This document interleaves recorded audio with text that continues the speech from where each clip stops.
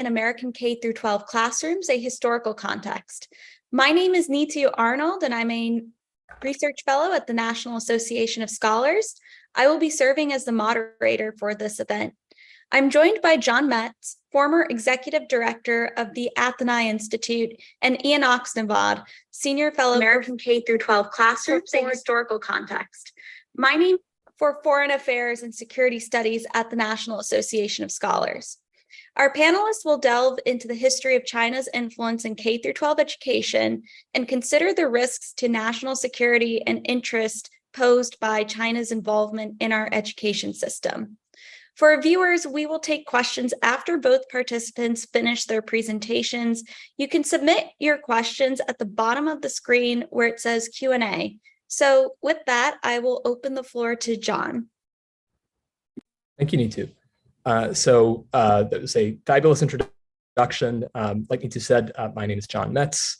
I am one of the co-founders and until very recently, the executive director of the Athenae Institute, which is a 501c3 nonprofit focused on unwinding the financial entanglements between US universities and the Chinese government. And that really falls into two different buckets. There's with a broad focus on financial linkages. So there's money coming in the form of gifts, contracts, donations that haven't been properly vetted, research partnerships that in many cases expose cutting edge technologies and IP in this country to bad actors, whether they're entities linked to the PLA or other Chinese government key laboratories and other sort of high-risk entities, we'll say, which, to give a sense of the scale of that issue, according to our estimates, US universities reported to the Department of Education in the last 5 years, so since January 1st, 2018, a little over $2.24 billion in gifts and contracts. That's with entities in mainland China and Hong Kong. And as we can get into, I just want to sort of focus on the introduction for now. There's a whole can of worms to be opened when it comes to that reporting process. And to put things very briefly and very frankly, there's still a massive underreporting problem. And so that's one side of the issue is US universities receive an enormous amount of funding from entities in China, which in my view compromises their ability to effectively to do what they're meant to do as colleges, to create an environment where students can learn, can be their best selves, can contribute the most to the advancement of society, whether it's technological or otherwise. To provide a physical safety for their students. I've spoken with students who, many of them Chinese nationals studying on US college campuses who faced intimidation, threats, in some cases actual physical violence for failing to be sufficiently friendly to the PRC. And in part, I would say as a result of those financial entanglements, their universities have failed to really stand up for them, and in some cases have outright ignored their pleas for help. So that's one side is money coming in, and the other is money going out in the form of endowments. US universities, total endowments, it's not actually as easy to come to a total figure as you would think, but at the end of 2021, the rough figure of the total value of US university endowments was a little over $800 billion. And that is, for context, about the same as the total wealth of Chile or Greece. It's fallen a little bit as the stock market has fallen over the last year, but it's substantial, and a substantial amount of that money is fueling the growth of China's security state, particularly when it comes to sensitive emerging technologies like artificial intelligence. China is one of the world leaders in artificial intelligence when it comes to sight and facial recognition, and that's been turned to incredibly evil uses, including the surveillance, mass surveillance of ethnic minorities, especially Uyghurs in China, to the development of smart cities, which really in this case is a veiled way of saying mass surveillance. And that problem is also difficult to track in large part because even though universities are required to report some investments to the SEC, private equity and venture capital investments are incredibly opaque. They're incredibly illiquid, which means it's very difficult for universities to pull their money out of problematic investments, which is particularly concerning when it comes to companies that are at greater risk of being sanctioned or are directly complicit in China's military expansion or in its security state domestically or abroad. And they're early stage companies.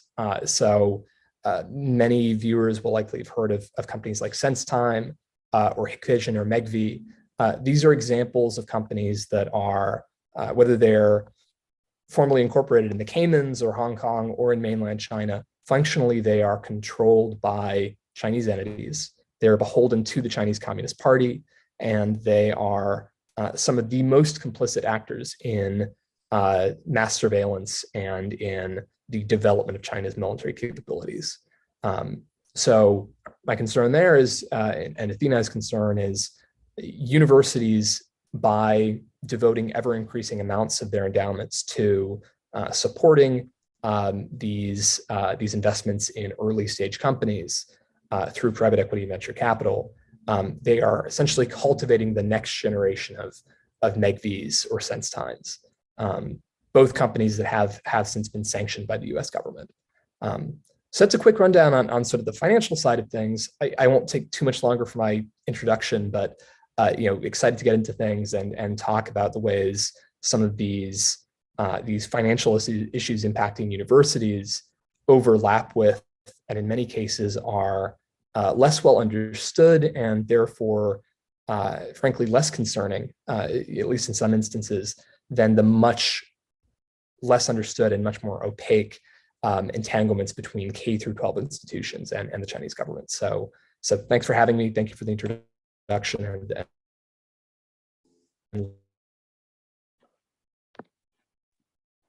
Thank you, John. I'll turn the mic over to Ian. Thanks, Neetu. So I am the Senior Fellow for Foreign Affairs and Security Studies at the National Association of Scholars. And one of the areas that NAS has excelled in recent years has been uncovering the influence of the Chinese Communist Party at the university level, specifically with Confucius Institutes. And when we first started that, we weren't sure what we would find. We found out that it was very extensive and part of a much broader endeavor by the CCP to influence American education more broadly. So last year, we came out with a report that basically found that Confucius Institutes, in part thanks to the work that we had done, were starting to close. Many of them had rebranded in different forms and different programs at different schools. Some of them were devolved to the K through 12 level through nonprofits. And it sort of turned a chapter page, if you will, in the sense of looking at how the CCP is attempting to influence American education more broadly, other than just at the university level.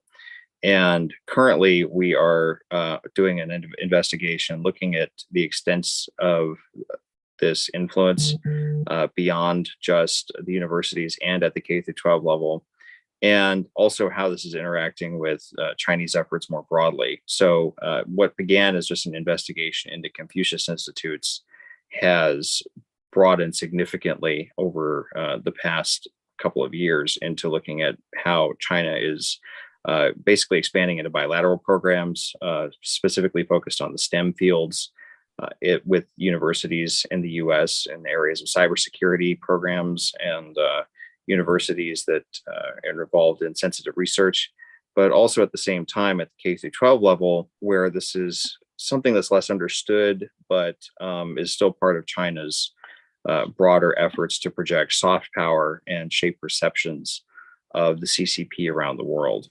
So that's kind of where we're at the moment with this. And we're continually building and gathering information and research on this area. Okay, thank you, Ian. So we're going to start off with a broad question to both of you. Maybe I can have John go first and then Ian second. So what is the purpose of focusing on K-12 education in particular? Why would China devote resources to this? And what are the risks and dangers to this? So there's a long discussion we could have about soft power versus hard power, but this conveniently is an area where China can pursue both of those ends. So on the one hand, there is an incredible focus in China's sort of overseas activities on cultivating the international image that they want the world to have of the CCP and the Chinese government. And that is pursued not only through diplomatic channels, which are more familiar to a lot of other governments, but also through informal ones and through business networks. So, TikTok is a good example of a major success that a Chinese firm has had at building market share in the US and in sort of generating or creating access really to young people. The average user of TikTok is dramatically younger than the average user of Facebook, significantly younger than the average user of Twitter. And that's a platform that is, as we all heard with when TikTok CEO came to speak before Congress and I would say misled the public about the extent to which TikTok is beholden to authorities back in China. There have been these repeated instances of allegations, many of them very well founded, that TikTok has censored speech critical of the Chinese government, focusing on everything from atrocities against Uyghurs to concerns about the origin of COVID-19, other human rights issues, China's international activities. And there's enough of a pattern at this point that we can really identify this as more than coincidental. So I won't get too much into TikTok, but to draw that point further out, the Chinese government has a stated interest in cultivating a generation of young people around the world who are favorable to China, and ensuring that through Confucius Institutes, which have control over curricula, everything from textbooks to hiring practices, and through Confucius classrooms, which provide a similar sort of level of influence over curricula at the K-12 level, the Chinese government can, in very subtle ways, shape attitudes towards itself and towards the issues it cares about. That can be as simple as teaching students to refer to Taiwan as Chinese Taipei, or as transparent as saying that, in the case of Confucius Institutes, that if university were to invite the Dalai Lama or another anti-CCP or CCP critical speaker, that it would compromise the university's relations with the Chinese government and therefore would compromise university finances. So that's one side of things, but I would add, on top of that, Confucius classrooms have a key advantage over some of the more well understood examples of Chinese government influence in the US and in education, which is a lack of reporting. So I mentioned before that sort of lowball total figure of gifts and contracts reported by US universities. There's no similar federal reporting mechanism, and that I'm aware of, no similar state reporting mechanism for foreign gifts and contracts and financial entanglements between K-12 school districts and the Chinese government, or any foreign government.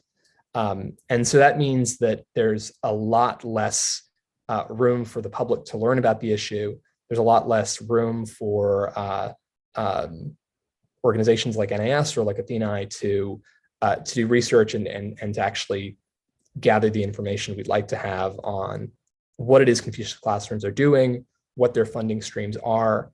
And of course, there is a really excellent recent report called Little Red Classrooms that actually just came out at the end of July by Parents Defending Education. And that really is an excellent look at some of this. But the fact remains that there's this incredible lack of clarity.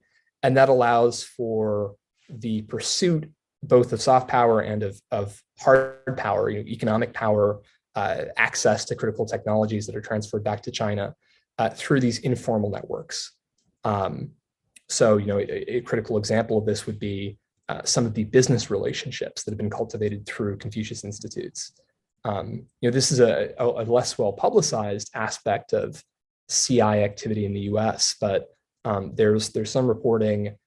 Flora Yan and Sarah Cook back in 2019 published a really excellent article describing some of the efforts Confucius Institutes in the US and in other countries had gone to cultivate relationships with business communities in the US at the regional level and with local office holders, encouraging trips back to China, to get a favorable view of China and potentially to allow Chinese government officials to build influence in that way. That might sound to a lot of observers fairly benign. They're building relationships with the local community. Isn't that what we want of educational institutions? But the Chinese government has these broader goals of acquiring technology, of shaping attitudes in a way that might discourage the US or other countries from criticizing it internationally or from taking action to stop human rights abuses or to stop the erosion of the US industrial base. So it's these informal means of influence that are especially concerning. And I think that's why the disinfectant of sunlight at the university level has been so helpful, and why Confucius classrooms are so concerning is that lack of clarity.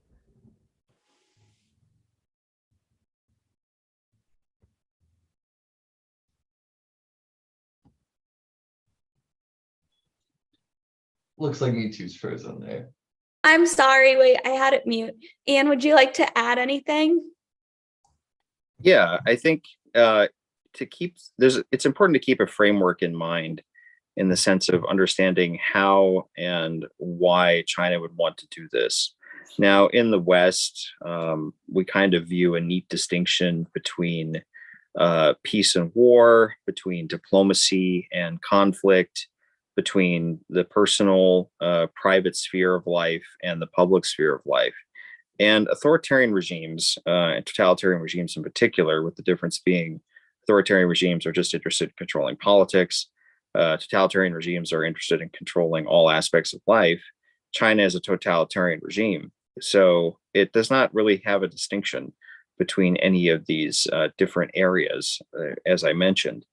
In contrast, China views everything holistically in the sense of trying to achieve its geopolitical China in the business sphere, in the cultural sphere, et cetera. So China views this as a tool of soft power influence rather than just promoting, language skills, unlike other countries. Many countries do this, but not to the same degree and with the same sort of centrality and totalitarian aspect that China does. Ian, I actually have a follow-up question for you. So do we know of other authoritarian countries or communist countries doing something similar to what China's doing right now? So one of the big questions that sort of underpinned this webinar is there a precedent for this with other countries? And I can't find one, to be honest, with totalitarian countries. I can't think of another program that has come into the US from a totalitarian country, either now or in the past, that has sought to provide language training at the K-12 level or at the university level. Like I said, many countries have programs like these, but they're not driven with the same sort of totalitarian aspect that China does, in the sense that China is a totalitarian regime, but at the same time, I can't find a precedent for this in the sense of scope for countries that have done this.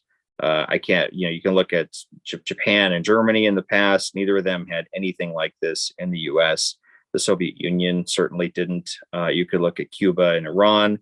They don't have Farsi or language programs in the US at the K-12 level like China does.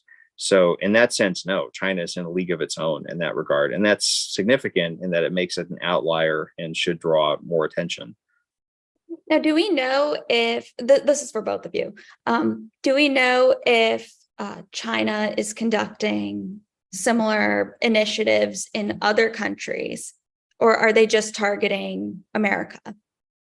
No, China is targeting multiple countries with both Confucius classrooms and Confucius institutes. So this is part of China's broader strategy. It's sort of grand strategy, if you will, to displace the US as the primary rulemaker in the international system is largely driven by the Belt and Road Initiative, which in a nutshell is essentially a economic program of infrastructure projects tied to China that will connect China economically and to a degree culturally with the rest of the world. Now, that has come under increasing scrutiny in multiple countries as people have become suspicious of, specifically since COVID in particular, people have become wary of China's intentions, especially at the university level in Europe and India, parts of Southeast Asia, Australia. There's been increasing scrutiny of Confucius institutes. But at the K through 12 level, they do have programs like this in other countries, in Africa, for example, and parts of South Asia, because China does have a linguistic barrier in the sense of trying to create those pathways so that it can connect to the outside world. Mandarin's not an easy language to learn for speakers of Indo-European languages in particular. So in that sense, it's paving the way for that sort of interaction to take place. But at the same time, it's also shaping perceptions about China and delegitimizing Taiwan, for example.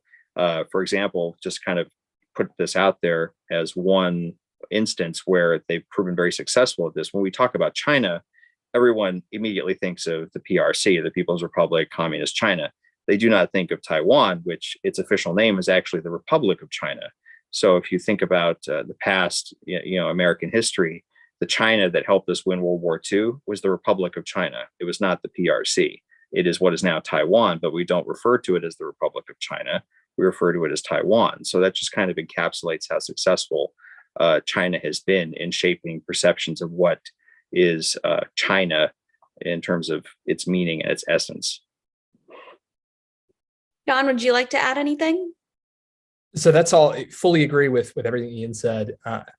I would to broaden things out a little bit, and on the subject of the international nature of this as something that's not just focused in the U.S. Just yesterday, there was a new report that came out focusing on a 2019 document that part of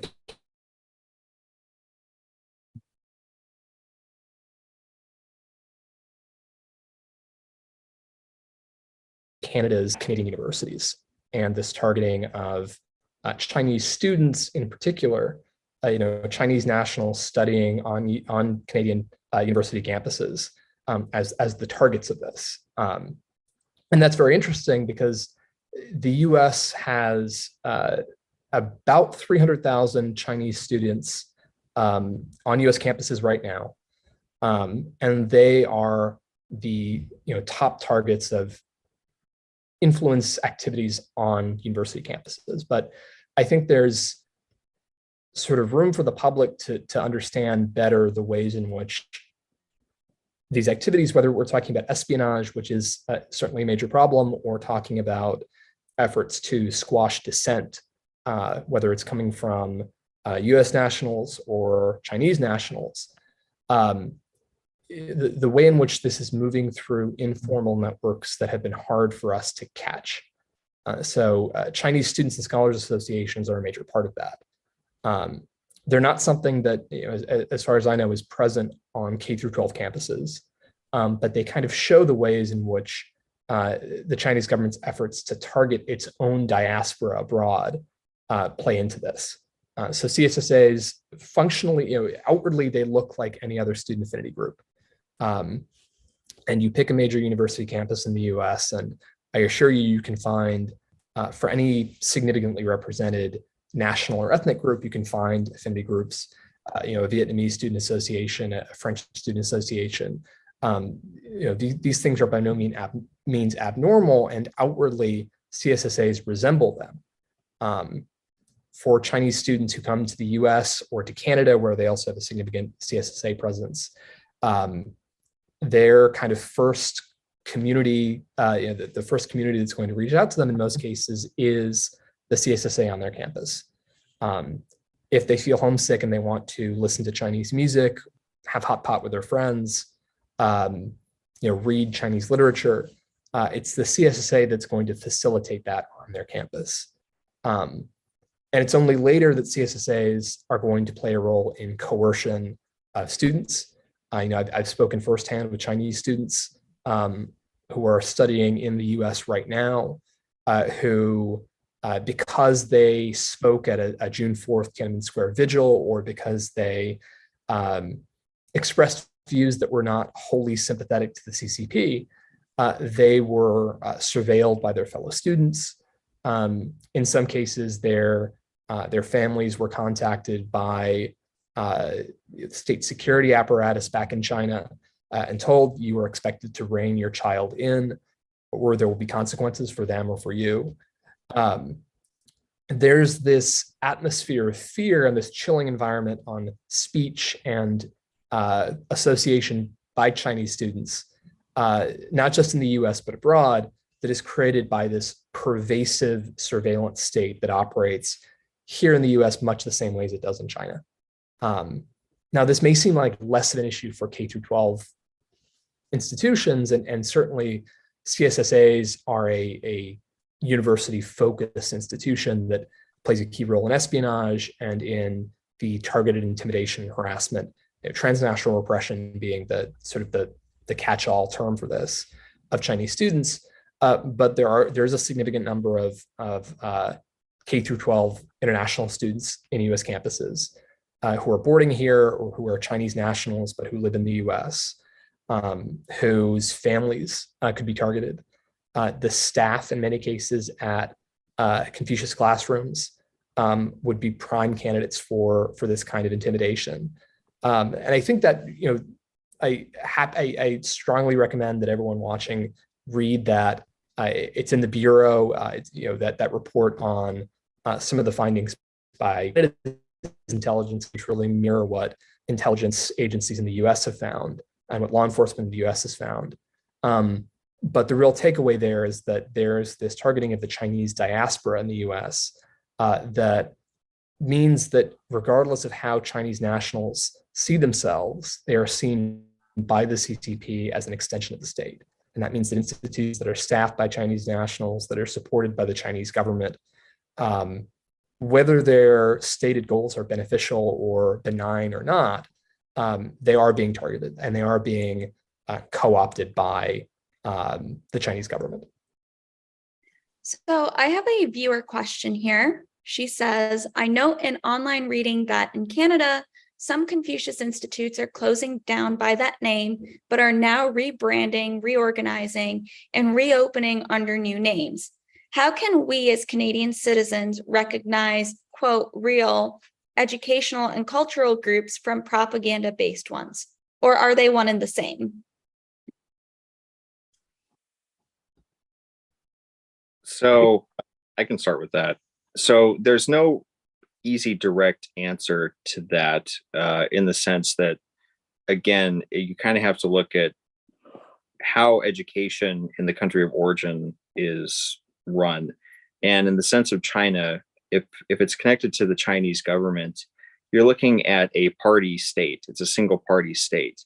It's totalitarian, but it's more pervasive and statistically and historically more totalitarian and worse on human rights than monarchies and even theocracies and things like that, or military juntas, because the party as an apparatus is very useful in sense of connecting the government to the population and also reshaping bureaucracies to its own purpose. And China has that in the sense of it's a party state. It's very difficult to have a distinction between the population and the party. there's no real easy way to do that other than at a case by case level. So if you're looking for Chinese language instruction, there are alternatives that are not tied to China, the PRC. There's Taiwan, of course. There's Singapore as well, which has many Mandarin speakers and programs similar to that. So if you're looking for something that's not driven by the CCP, you're going to have to look for something that's not sourced from within the PRC itself, and that's somewhat challenging, but not impossible. Something that Canada has actually led on in some ways is the response to some of the United Front diaspora focus groups that I mentioned before. So a Canadian university, I think it was McMaster, not too long ago, was the first university that I know of that actually, where the student government took a vote and formally disbanded the CSSA in response to the targeted harassment of Uyghurs on campus and targeted harassment of Chinese nationals who were critical of the Chinese government or who were seen in some way as insufficiently loyal. And that's a really good example of student leadership on this, which I think is gets at this broader way that I think about the issue, which is that students in many cases are taking the lead on trying to Chinese students in particular taking the lead on trying to build institutions that are independent of the CCP. There is a group of Chinese students at George Washington University here in DC who launched an independent Chinese student union that they call Torch on the Potomac. And that's led and composed entirely by Chinese students. It is explicitly independent of and opposed to the CCP. I know for a fact that it's gotten a lot of negative attention from the CSSA there and from other groups in China or affiliated with the Chinese government. But I don't want us to, not that I think this is happening in this case, to fall into the potential trap of thinking that this is an area where Chinese students are sort of a source of risk per se, rather than the reality, which is that Chinese students are the first targets of the Chinese government. And if we can create independent spaces for them to participate in their culture, to learn about their heritage and their country, to learn, to get an unbiased and accurate perspective on what it is the CCP is doing to Uyghurs and to other ethnic minorities in China, I think we can start to drive a wedge between some of these students and the Chinese government in a way that allows us to reduce the risk that these students are going to be co-opted by the Chinese state. So again, that's more university focused. I think at the K-12 level, it's a bit of a different problem, but this same issue of the targeting of the Chinese diaspora really plays into that as well. Go ahead. I can sort of build off of that, because one of the things that I've been looking at with Confucius classrooms versus programs from other countries and other languages, right? So if you think about Instituto Cervantes from Spain, or Alliance Française, which is French, or Hindi USA, which is a newer program, these are all language driven, but there's a massive degree of institutional independence between the way that the language instruction plays out in the US and the funding of that versus Confucius classrooms. So Confucius classrooms, you have the curriculum and oftentimes the teachers and the funding all coming from the PRC. With all these other cases, you don't have that. You have a massive degree of independence. So for example, Alliance Française, which has been around for like over 100 years now, they only get about 5% of the funding from the French government. That's actually not that much. And it's run by locally governed franchises. So how the teaching actually takes place is entirely under local control and free from the influence of that, other than having the curriculum sort of certified. So that's one degree of control. If you think about Hindi USA, India has been trying to promote the idea of learning Hindi, which is another important language for the 21st century, in K-12 schools in the US. It's about 26 schools, I think, now. New Jersey has one school with like 500 students that has this program now, but it's entirely run by volunteers. It's not really controlled in that sense by the Indian government. So these are volunteer Hindi speakers that are doing this. So Mexico has a similar program with Spanish. So these are all aspects of institutional control that highlight the distinction between, again, what China is doing as sort of a totalitarian party state versus these other normal countries that all happen to be democracies, by the way, or usually democracies. And that's kind of highlights the difference between the program. It's what's the degree of institutional independence as the language instruction plays out. And that's one of the key areas that I think needs to be focused on more so in terms of policy, but also with trying to draw the distinction between what is propaganda and what is, bona fide language instruction for the sake of training in the language. So what is the difference between the relationship of China and universities versus China and K through 12 classrooms? Do we know those differences? So from what I've found, in many cases, the Confucius Institutes, which were run originally by the Hanban, then it rebranded into the Center for Language Education and Cooperation, the CLEC, I think. And then there's the Center for Chinese Language Education. There's two different acronyms. So basically Hanban split into two. And if you look at how K through 12 works, many of the K through 12 Confucius classrooms were initially tied to Confucius Institutes, and those Confucius Institutes sort of sponsored the K through 12 program. Now that those have closed, some of those were done independently through nonprofits and had no ties whatsoever to Confucius Institutes. Either they were run through the Asia Society, which cut ties with China in 2021 with this language program. And then other times there were other nonprofits that were doing the same thing. So the sort of key is looking at how these programs emerged and how they're surviving, either through devolving to nonprofits or how they emerged from Confucius Institutes to begin with. And that's kind of a case-by-case basis. So in some cases, you had independent nonprofits where it emerged totally on its own. Some of them opted into the Asia Society program, and then some of them were grafted onto Confucius Institutes, which have since closed. So this is for both of you, but what are the incentive structures for K through 12 classrooms to be engaging in these relationships? Is it just financial, or is there something else going on? There certainly is a financial incentive. So, one example that I'm familiar with is the St. Cloud School District in Minnesota. I know they received about $65,000 in funding from St. Cloud University's Confucius Institute.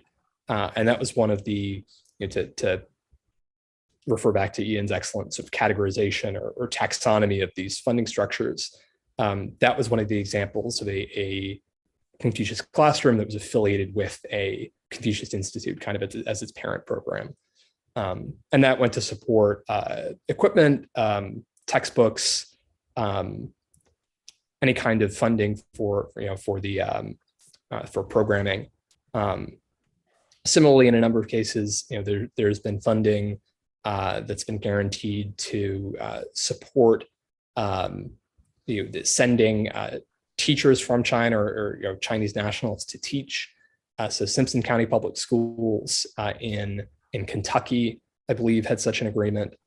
So there's certainly a financial incentive in the form of actual dollars that these school districts can receive.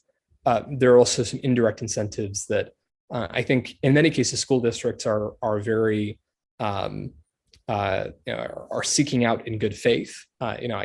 There's nothing wrong with a desire for students to be able to learn foreign languages, to learn about the world, and it's certainly appealing when an outside institution says, we will provide you with 36 teachers to come, teach your students Chinese, to teach them about China.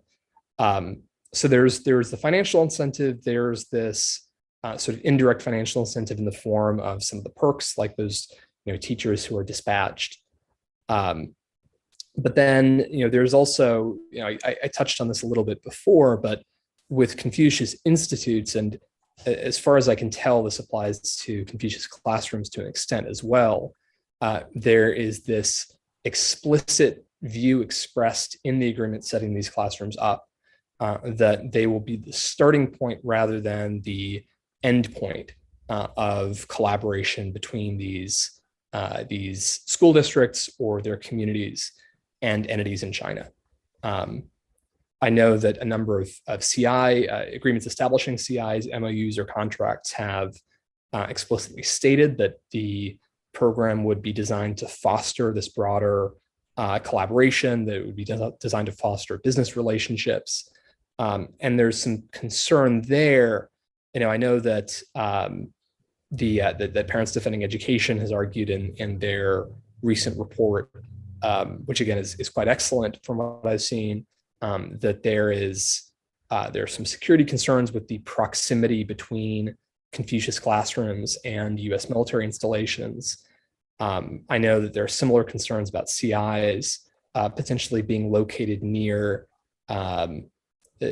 national security sensitive facilities or institutions, and that they might essentially provide a foothold for Chinese nationals or other institutions or individuals affiliated with the Chinese government to kind of keep their ear to the ground, basically. So I would say even if the actual activities of Confucius classrooms were completely benign, which I'm not convinced they are, there would be these concerns that by basically spreading individuals and institutions affiliated directly with the Chinese government and funded by the Chinese government around the country, we are essentially allowing this potentially high-risk network of individuals to become very deeply rooted in these communities. Yeah, to add to that, if I can, the incentives for at the university level, universities want the prestige of international connections and research opportunities. That's why a lot of these Confucius Institutes emerged in the first place. There was no necessarily ideological motivation for that. A lot of it was sort of done with naivete.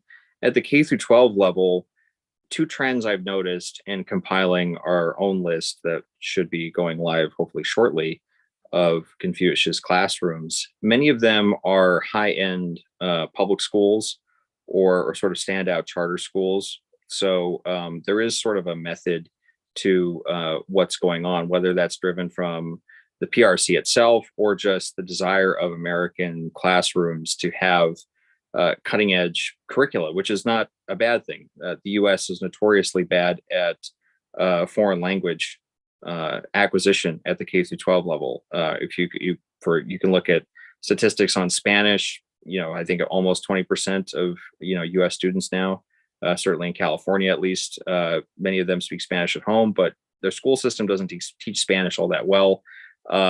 We need all the foreign language training we can get. And there's a desire for American schools, a justified desire for that, to have as many foreign language offerings as possible. And Confucius classrooms offered, and to some degree offers, a turnkey program where a school can just sign up, they get starter package, and it's all taken care of. It's a little more work if you want to do that with Hindi or Arabic or even French or Spanish. There's a little more effort to it than just with Confucius classrooms, where it's sort of a package deal. And that's attractive to a lot of schools because it allows them to stand out in rankings and what they can offer and sort of the statistics of that. So I have a question here. Is the Confucius classroom curriculum always centered around teaching Mandarin, or are other subjects addressed like math, science, and social studies? So to my knowledge, it's all Mandarin. So this is something that's kind of interesting. So I looked at China's education system in itself and how it grew its own education system after 1949. And what they did in a nutshell was they copied the Soviets when they were under Mao. And what they did was they integrated propaganda and ideology throughout the entirety of the curriculum into other subjects aside from just language instruction or history. In this case, because China is not influencing the entirety of the curriculum, it's primarily language instruction. Now, that said, if you're teaching a language, you got to be talking about something, and the higher levels you get to, the more you're going to be reading or talking about. So it makes sense to talk about, if you're learning Mandarin, things in China. So you're going to be talking about Chinese history. Are you going to be talking about current affairs, cultural issues, things of that nature? Those things are going to be shaped by the CCP. Because that's providing a narrative and a worldview that's conducive to its own power. So, for example, things related to Tiananmen Square are not going to be talked about. The status of Taiwan and Tibet, the treatment of the Uyghurs, religious minorities, democracy in Hong Kong, all of those things are going to be shaped the way that the CCP wants it to be. That doesn't mean it's going to pervade across all curriculum. There are a few schools that do have immersion or dual immersion or even triple immersion, where school subjects aside from Mandarin are going to be taught in other foreign languages. So it's sort of a total immersion where you would actually be learning, math or social studies about the U.S., but in another language. But those schools are pretty rare. And Chinese is not necessarily at the forefront of those. So that's pretty rare in the US. Do we know of other nonprofit organizations based in the US that are also working with Confucius Institutes, Confucius classrooms? They essentially endorsed this relationship? Yes. So some of them have survived the shutdown of Confucius Institutes. I believe there's one in the Pacific Northwest, and then the Confucius Institute of Western Kentucky that sort of shifted from WKU, Western Kentucky University, to the nonprofit, and it's now independent. This is not driven by the Asia Society, which seems to have been the hub for a lot of this. There are multiple sort of regional, and in some cases in big cities, nonprofits that are empowering the Confucius classrooms. And there's a number of those. Right. I know the two that I know of well are, there's one in North Carolina called Go Global, and there's one in Texas, which I think is Texas Global. But exactly right. The Asia Society was by far the most prominent example of that, and it was a significant blow to Confucius classroom numbers and sort of geographic reach when that relationship ended. But would definitely agree that there are a number of other more regionally or state focused entities that play a similar role. And just to sort of piggyback on that, one thing that's happened as stigma surrounding Confucius Institutes has dramatically increased over the past few years, it's been more difficult to find and track these things because they've lost the label. So when you're looking for Confucius classrooms, that label may not necessarily be used, even though it's under the guise of a nonprofit that is basically the same thing. It's just not called by the same name. So from an analytical standpoint, that becomes very difficult to track because there's no central database of this, at least on the US side. I'm sure there is in China somewhere, but not here. So as the stigma has increased with the Confucius label, that's become harder to track. What are the policy implications here when we talk about this? What can be done? Maybe there are three different levels. I'm thinking local, even school board level, the state level, and federal. What kind of policies should we see to discourage these kinds of partnerships? So the number one thing I would say is to refer back to a point Ian just made now, and to a point that I made earlier in the conversation about the lack of of clarity and the lack of any kind of centralized, whether it's at the state level or at the federal level, reporting mechanism for these program theory. And there are a lot of holes in this system that I'm arguing, and a lot of other groups are arguing need to be filled at the federal level when it comes to university finances. But so far, there's really been no similar nationwide effort to institute a similar apparatus for reporting on K through 12 funding sources, funding streams, and links to foreign governments. So I think the number one thing that I would say is federalism can and should be a strength rather than a weakness in this case. States have an opportunity to, state legislatures in particular have an opportunity to kind of address some of these issues by establishing clear rules for what kind of international funding can and can't come to school districts, for collecting data on where funding is coming from.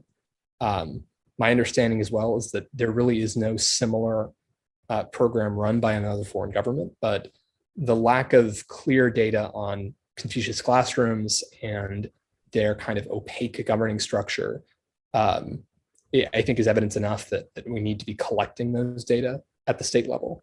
I do think that's primarily a state level issue and something for state legislatures to take the lead on.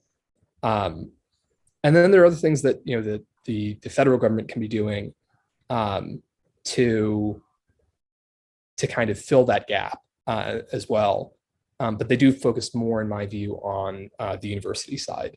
So not to take us too far afield from Confucius classrooms, but Section 117 of the 1965 Higher Education Act is the relevant section of that law that governs reporting of foreign contributions to U.S. universities.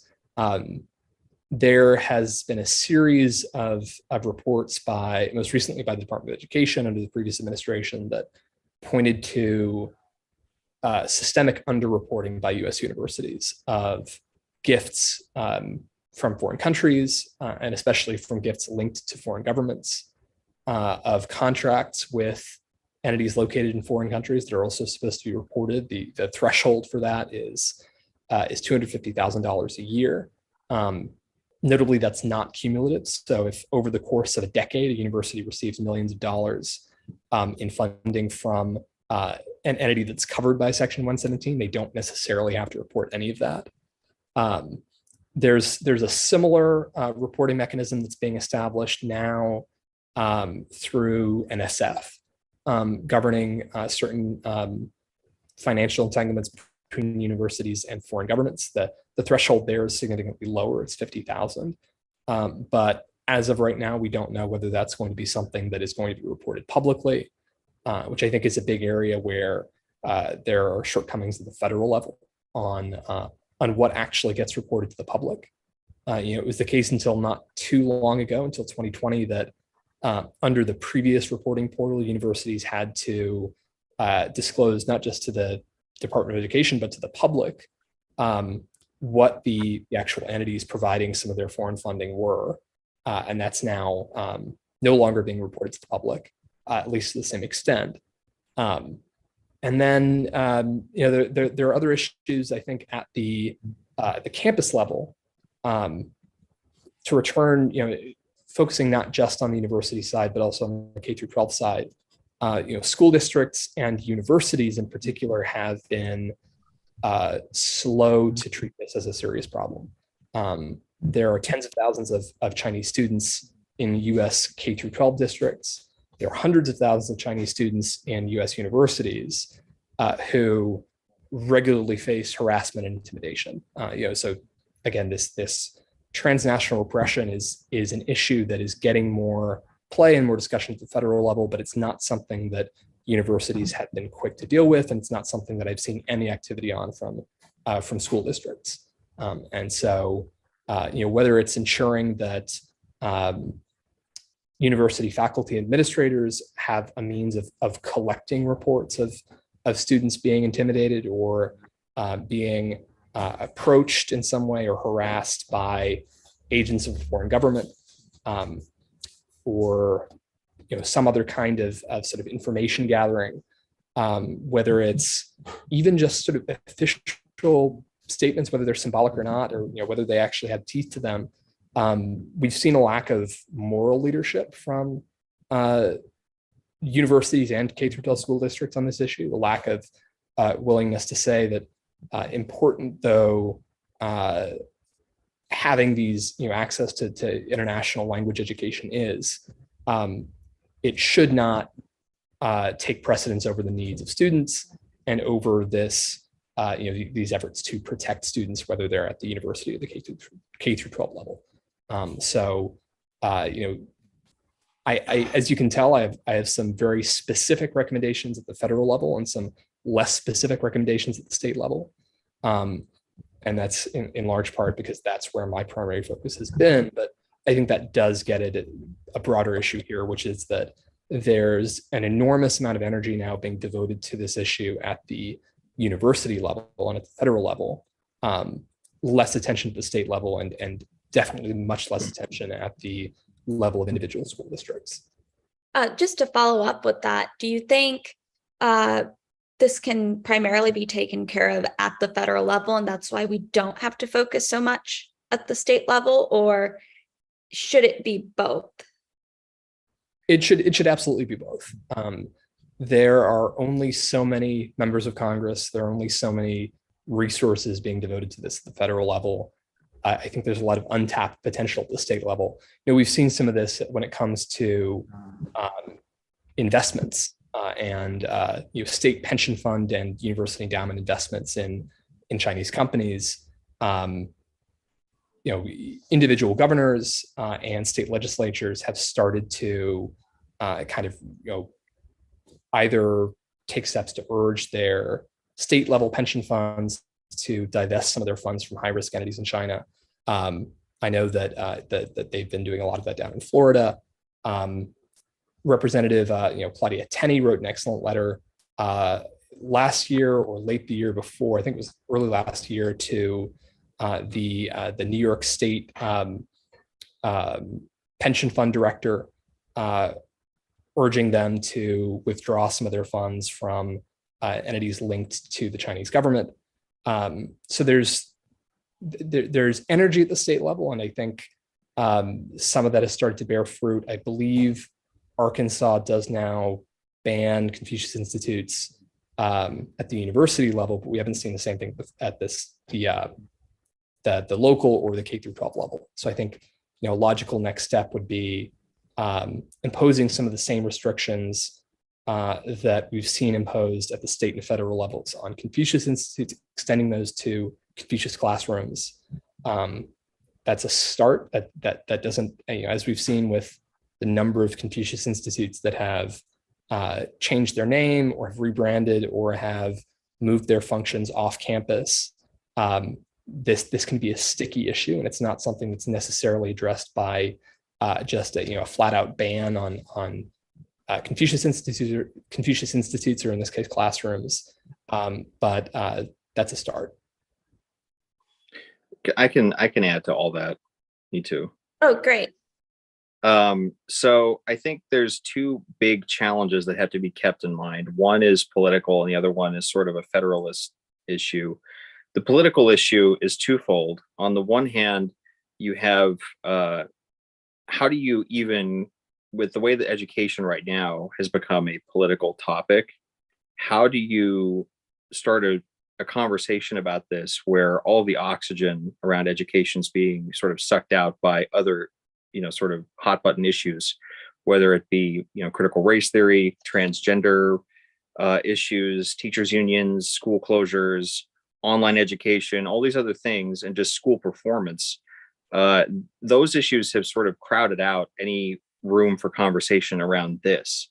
And this is a conversation that needs to happen at the local and state level, and try to break through that sort of cacophony of debate. And that's a challenge politically. At the same time, there's another broader political issue in the sense of how do you talk about this with nuance? because the knee-jerk reaction is let's just ban Chinese language instruction in Confucius classrooms. If you ban the Confucius classrooms or Confucius Institutes, they'll just change the name and then it'll be something else. And you have to ban that, and you have to ban that.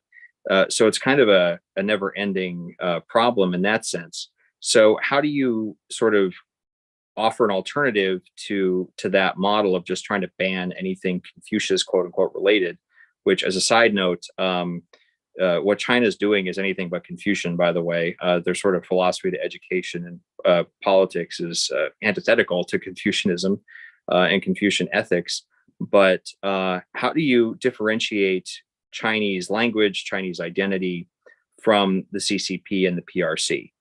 Because it can be very easy to just label anything Chinese as CCP, and that's something that has to be differentiated from very astutely and with nuance and sort of realistic understanding. At the federalist problem, we have this issue where education is primarily a state-driven thing, or to some degree a local school board issue, and in some cases not even that, because this is present at private schools and charter schools as well. So it's also structural in the sense that even if something took place at the federal level, at the state level, it may not actually trickle down to the classroom.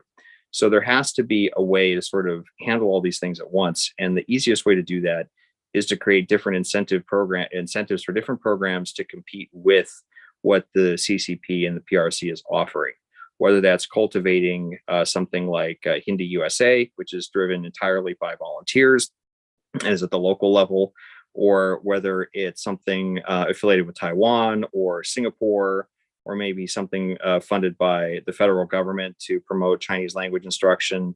There's online sort of digital resources now. There's probably an AI that can teach as well, Mandarin. All of these things can be used to offer incentives so that the CCP is not the only game in town when it comes to learning Mandarin. And that's something that needs to be done immediately in order to sort of solve these issues. School districts, schools themselves at the individual level need to have an alternative to the Confucius classroom package, if you will, and also offer nuance that differentiates the PRC and the CCP from what is China. For parents who are active with their local school board, or they care about their public or their local education, is there anything that they can do? Yeah, they can look for those alternatives. If they find one that is offered through Taiwan or Singapore, or through something local that's not connected to the PRC, and a school or school district has a tie with the PRC through a Confucius classroom, they can advocate for defunding that and switching to that alternative. That's something that's very tangible that can be done. Yeah, fully agree with that. I think you mentioned Taiwan.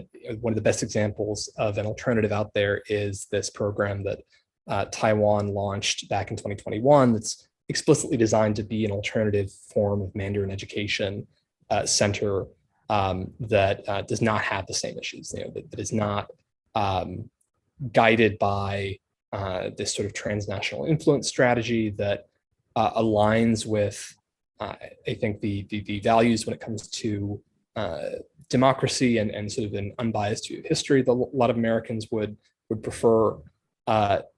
As of 2021, they were still small, and I think demonstrating to policymakers from the state, from the school board level on up, that this is something for which there is an appetite.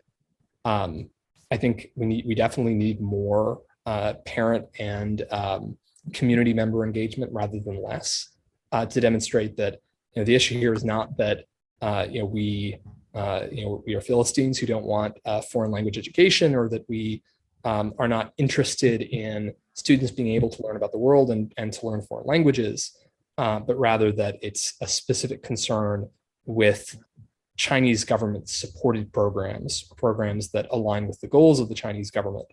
And so, whether it's that particular program or some of the other examples that Ian mentioned, we need more engagement, not less. And this absolutely needs to be something that is getting attention, not just at the federal level where the bulk of the attention is now, but at the very sort of fine-grained community level. Can I add to that? Mm-hmm. Yeah.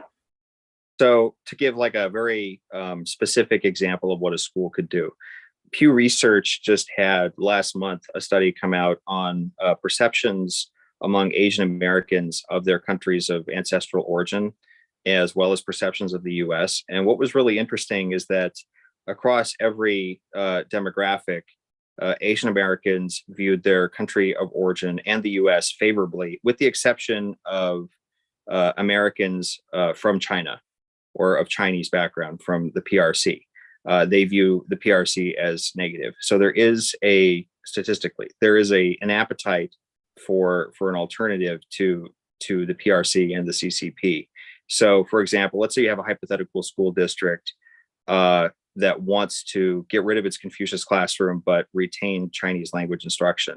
If it has a Mandarin speaking diaspora nearby, you have the human capital available. If you're looking for a curriculum, you could use one from Taiwan. You could look at schools in Singapore and adopt a curriculum from there where Mandarin is also taught and spoken, and import that and use that curriculum and local personnel to do that, and have no ties to the CCP or the PRC whatsoever. That would be something that could be done. It would be more legwork and more administrative work than simply just hopping to an alternative to the Confucius classroom. But it's very possible. It just takes some creativity, knowing where to look, and be willing to put in the work to do it. John, you mentioned Section 117 earlier, and I know this pertains more with higher education. One of the issues that is there with Section 117 is that there's a threshold of $250,000 or above. And there are lawmakers who would like to lower that threshold. Do you think that the $250,000 threshold works for K through 12 education? Should that change, or should there be no threshold? We just want all the information. Yeah, so there is a lot of these conversations happening at the federal level, in DC about the possibility of getting even more creative, of extending that reporting requirement to individual scholars, which I think gets somewhat thorny, and there's a question of which countries we want this to extend to. Obviously we're discussing China now, but Section 117 is not China specific, and there are concerns, that less related to our conversation now, but countries like Qatar have historically been major funders of a lot of higher education programs, and I know there are groups that have similar concerns about the influence that might have on university operations. My view would be that at the very least, we need to provide, we need the disinfectant of sunlight. So everything that gets reported to the Department of Education needs to be reported to the public, or gets reported to the NSF needs to get reported to the public. So more fine-grained information on exactly which institutions are providing funding. Right now, through the new reporting program that DOE maintains, we can see when a funding stream or a particular gift or contract is associated with a foreign government, but we can't see specific entities. We can't see the source of any kind of private funding. And in a similar vein to how there's this concern that if you ban something outright, it will pop back up, that you're essentially playing whack-a-mole with these funding streams. There are particular gifts and contracts linked to entities not based in China that nevertheless have significant links to the Chinese government, conglomerates, individual businessmen or sort of tycoons with particular links to the CCP, in some cases members of the CCP who live in countries like Thailand. So I think there's some low-hanging fruit. I think that threshold should be lower. I think it should be cumulative across years.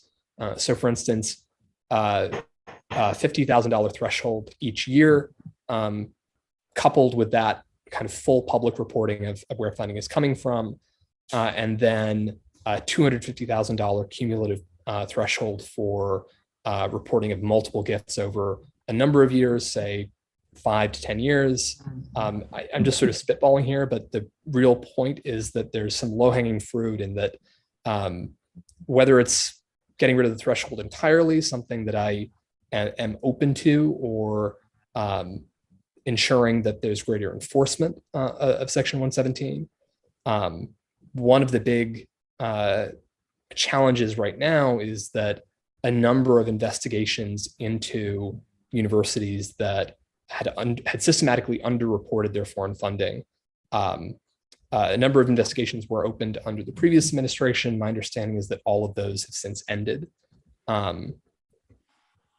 It's concerning that it's not seen as something that, given that this is a major potential national security issue, given the sums involved, it's concerning that this wouldn't be seen as something where, if we have evidence that universities are systematically failing to report the amount of foreign funding they're receiving, that wouldn't be worthy of an investigation. Another thing that's been proposed is potential CFIUS review of foreign donations to U.S. universities. So CFIUS being, for those who are unaware, the Committee on Foreign Investment in the U.S. That's kind of even more on the creative side of things, something that's been discussed. At the very least, I would say we need to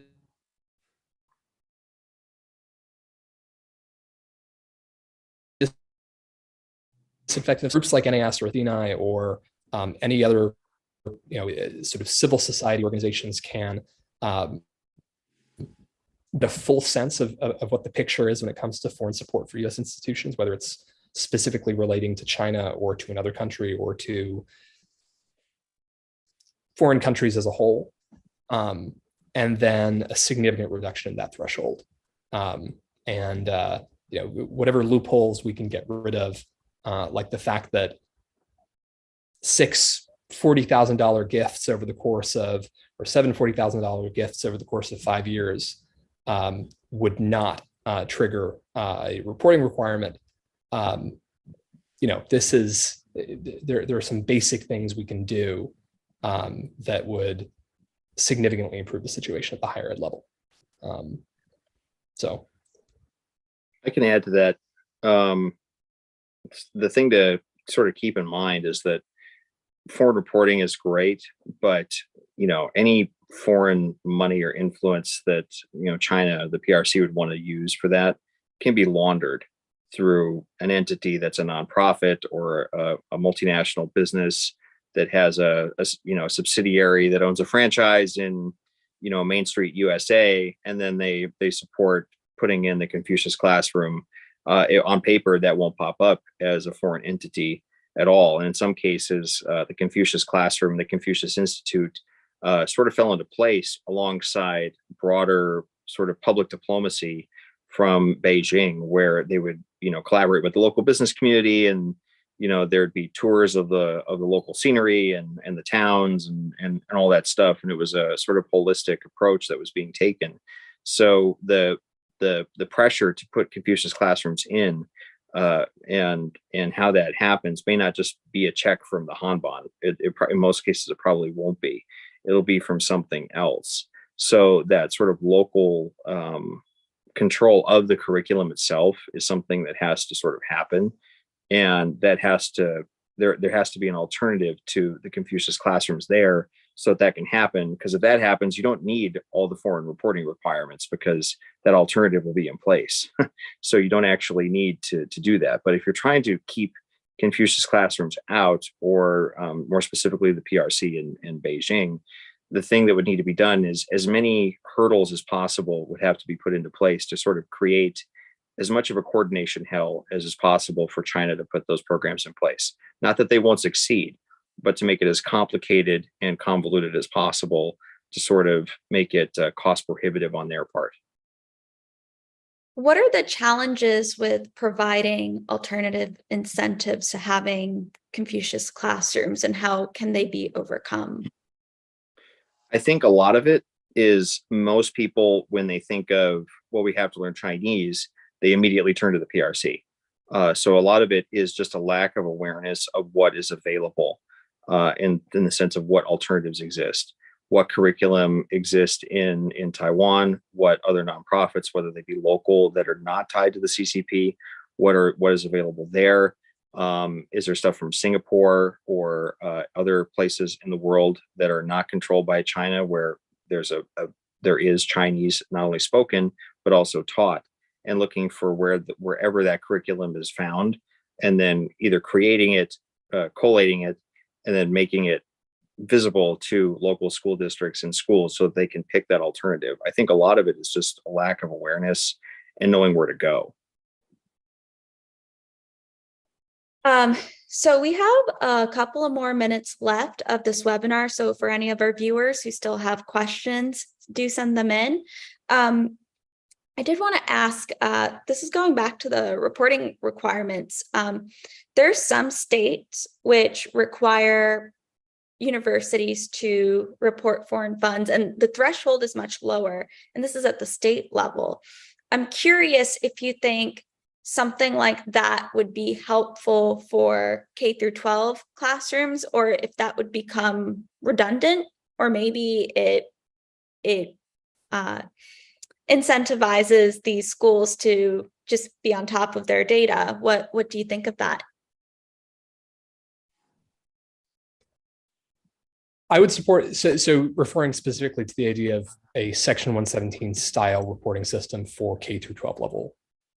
Yeah, like at the state level. So there's some states where this has to do with higher education, but it's essentially Section 117 at the state level, but they have their own rules. So I know in the state of Pennsylvania, I believe all universities, private, public, they have to report gift contracts that are at least $100,000, which is a very different threshold from the federal level. And there are a couple of states that are like this. I think Florida and Louisiana have state funding state reporting requirements. So I want to know if you think for K through 12 classrooms that could either be helpful, or maybe it doesn't do anything. Maybe it's redundant. I think that would be difficult to do. For one reason is that it would have to be enforced by something like an annual audit of these systems, because otherwise you're looking, if it's just self-reporting and there's no audits that are routine, then you're talking about self-policing, and that creates a massive problem in terms of trying to get schools to do that if they are self-policing, because there's no external enforcement mechanism or investigation mechanism. The other problem as well is that's a political issue, because I could see teachers unions and being very against that, because it would sort of open the books, if you will, to what goes on financially in different school districts, because especially now as education has become more political, trying to put that into place, I could see running into many hurdles.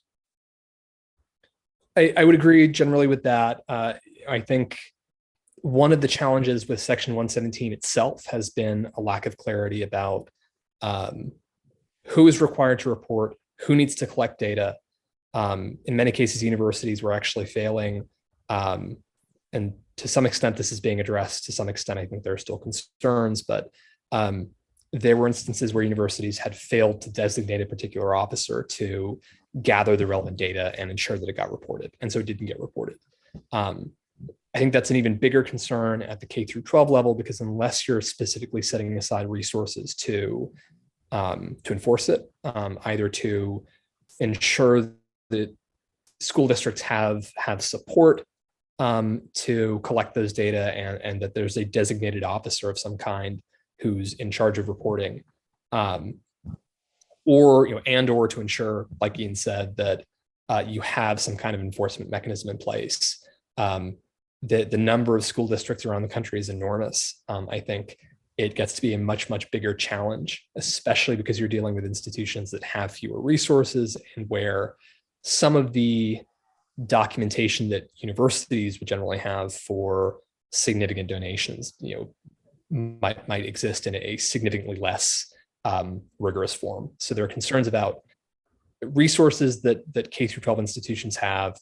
There are concerns about enforcement that I agree with Dean about. At the state level, certainly, I think reducing, imposing lower thresholds. Neetu, you're absolutely right. There are states where there are parallel requirements that may, in some cases, go beyond what Section 117 imposes. I think at the state level, it's certainly not a bad idea for states to kind of take the lead here. Laboratories of democracy are a strength rather than a weakness of federalism.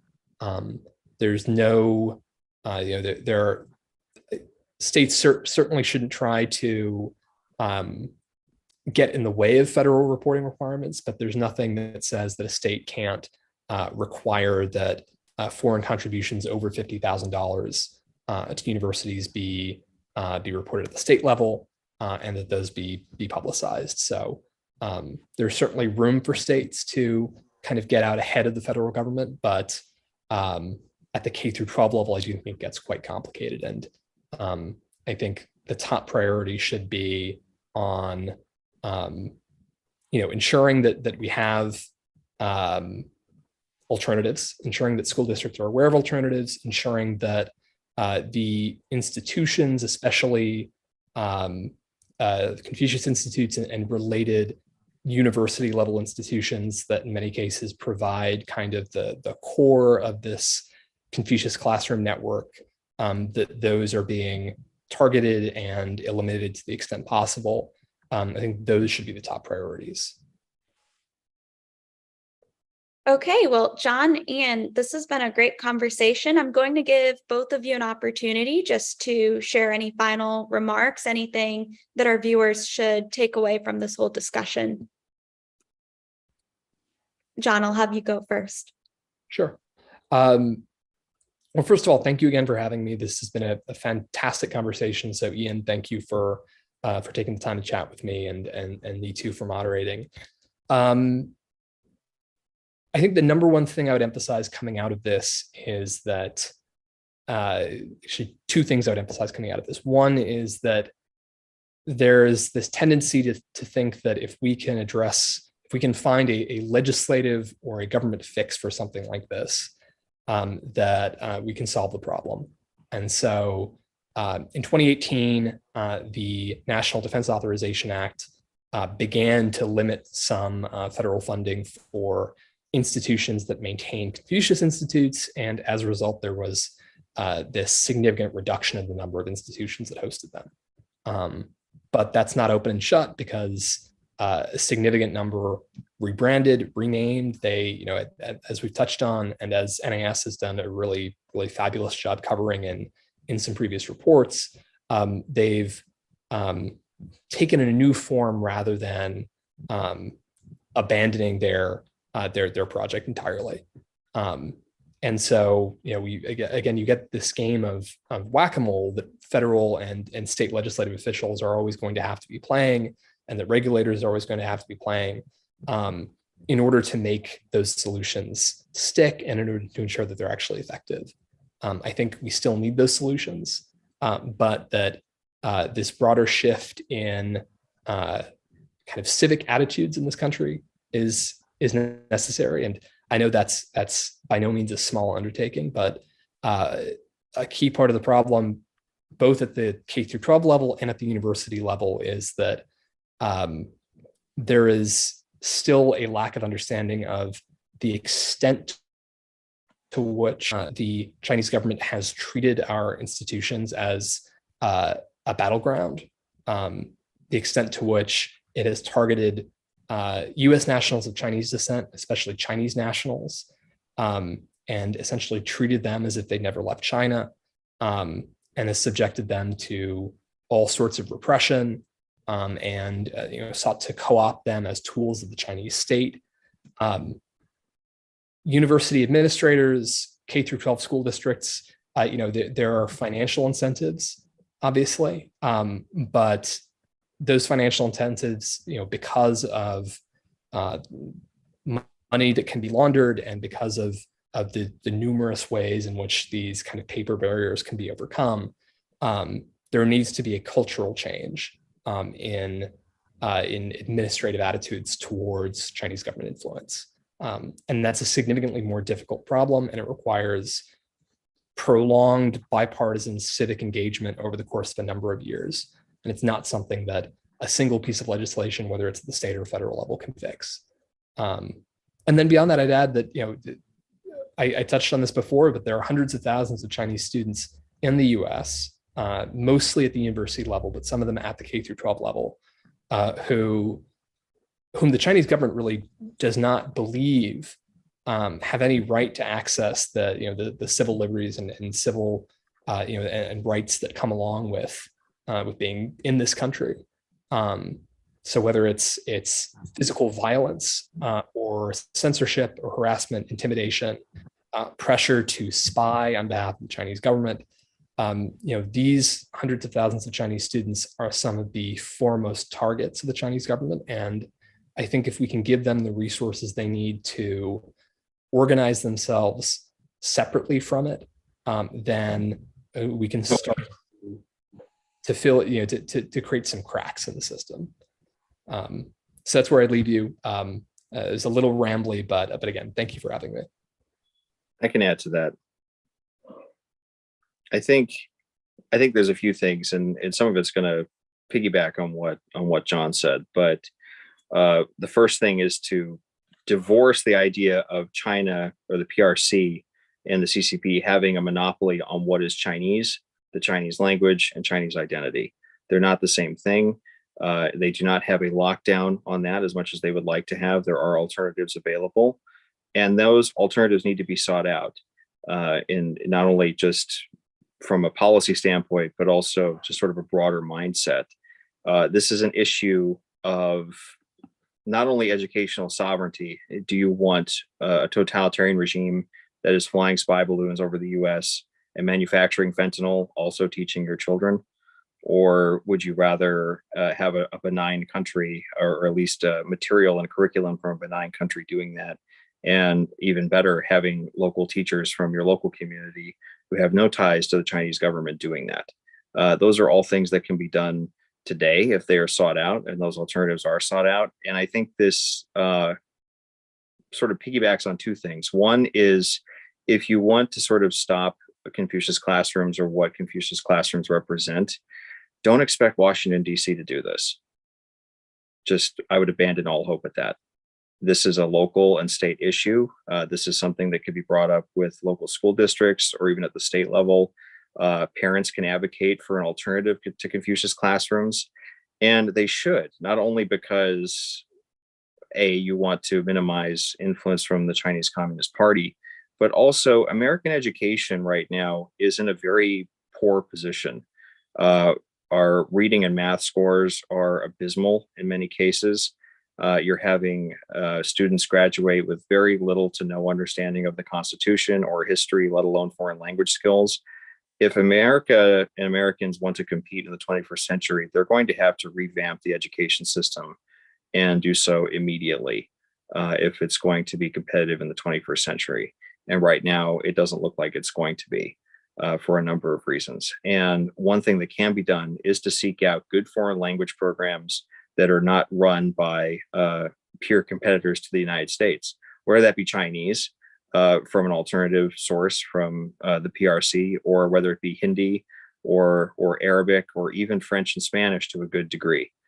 Those things should be sought out, because if the US wants to compete as a serious power in the 21st century, it needs to change the education system. And that starts from the bottom up. It does not start with policy and legislation. It has to come from the grassroots level and from the classroom up. And that's something that can be done today. It's a civil society fix in that regard. You can find those alternatives to Confucius classrooms. You can build other foreign language programs alongside them.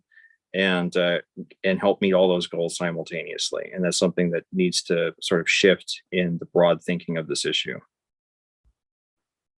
Great. Anne, John, thank you so much for this thoughtful discussion. And to our viewers, thank you for watching. If you're interested in keeping up with this work and these important discussions, please follow the National Association of Scholars either on our YouTube page or at nis.org. Thank you.